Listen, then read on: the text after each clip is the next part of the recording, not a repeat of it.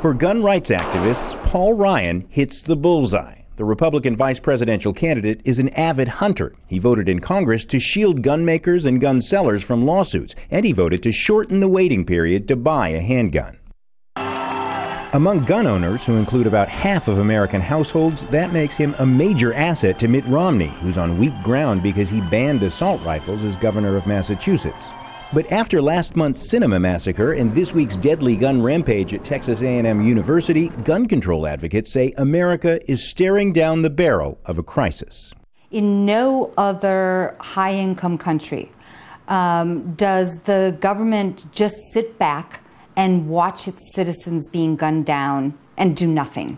America has more guns than people. More Americans are killed by gun violence each month in the streets of Chicago than in the war in Afghanistan. Here in Paul Ryan's congressional district, 6 people died earlier this month inside this Sikh temple when a gunman opened fire. But for many Americans, that is the unfortunate price of the right to bear arms. As Americans, we think it's our right because it's one of our freedoms, the right to bear arms. It's been, it's part of this country, part of who we are. Guns don't kill people. People kill people. Inside the temple, its walls dotted with bullet holes and memorial tributes. Many see it differently.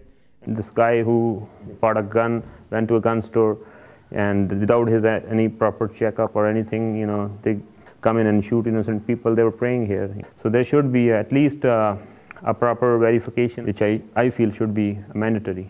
Cynthia Martinez lost her 11-year-old daughter Rita here in Milwaukee when a stray bullet from a gang fight struck her head. They never felt the loss of losing their 11-year-old and had to take her off life support. Despite the outcry of mothers like Martinez, little is likely to change in Washington after the election. Ryan might be the poster boy for the gun rights movement, but when it comes to guns, he, Mitt Romney, and their rival, President Barack Obama, all hold the same position. The laws of the land are just fine as they are. John Hendren, Al Jazeera, Milwaukee, Wisconsin.